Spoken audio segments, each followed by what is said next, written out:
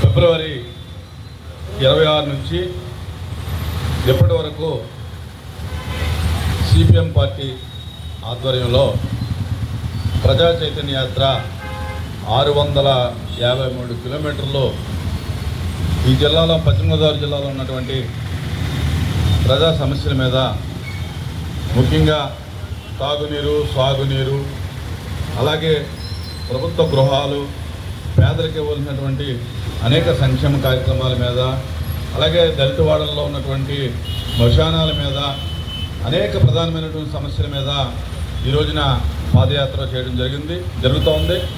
ఈరోజు భీమవరం పట్టణానికి చేరుకోవటం కూడా మరి ఈరోజు జరిగింది. దానిలో భాగంగా వారు ప్రధానమైనటువంటి సమస్యల మీద ఒక వినతి పత్రం కూడా సమర్పించడం జరిగింది.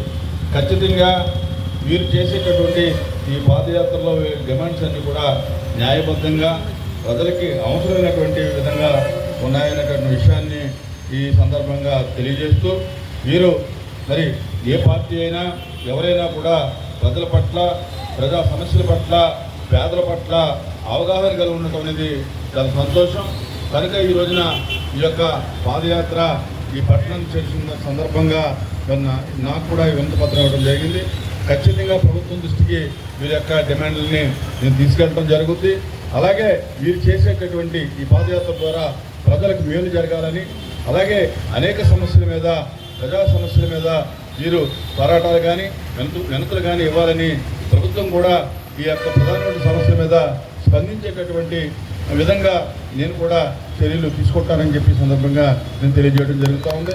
వీరు చేసేటటువంటి పాదయాత్ర చివరి వరకు కూడా ఎటువంటి ఆటంకాలు లేకుండా పోలీసు వారు కానీ, అధికారులు కానీ అందరూ చూడాలని చెప్పి కూడా ఈ సందర్భంగా నేను తెలియజేసుకుంటా ఉన్నాను. జిల్లాలో పాదయాత్ర చేపట్టింది. మొత్తం 26 రోజులు 650 కిలోమీటర్లు. ఈ రోజుకి 24 రోజులు పూర్తయింది. 600 కిలోమీటర్లు దాటింది. భీమవరం పట్టణంలో ఈ పాదయాత్ర నడుస్తూ ఉండగా గౌరవ శాసనమండలి చైర్మన్ శ్రీ కొయ్య మోహన్ రాజు గారు ఈ పాదయాత్రను చూసి ఆకస్మికంగా దిగి ఈ యాత్ర వద్దకు రావడం మా అందరికీ కూడా చాలా సంతోషకరమైన విషయం. అలాగే ఇది పేద ప్రజలకి తప్పకుండా ఉపయోగపడే విషయం. ఒక ప్రజా ఉద్దేశంతో, ప్రజా సంక్షేమం కోసం జరుగుతున్న పాదయాత్రకి స్పందించి ఈ రకంగా ఆగి ఈ యాత్ర వద్దకి వచ్చారు. మేము కూడా ఏదైతే మా జిల్లాలో మా దృష్టికి వచ్చినటువంటి అంశాలు ఉన్నాయో, ప్రజా సమస్యలు ఉన్నాయో, వాటిని చైర్మన్ గారి దృష్టికి కూడా ఒక పత్ర రూపంలో ఆయన దృష్టికి తీసుకెళ్ళాం. మన జిల్లా గోదావరి జిల్లా అయినప్పటికీ కూడా నీరంతా కలుషితం అయిపోవడం వల్ల చాలా గ్రామాల్లో పంచాయతీ వారు సప్లై చేసే వాటర్ గ్రామాల్లో ఎక్కడ కూడా తాగే పరిస్థితి లేదు. ప్రజలందరూ కూడా కొనుక్కుని తాగే పరిస్థితి ఉంది.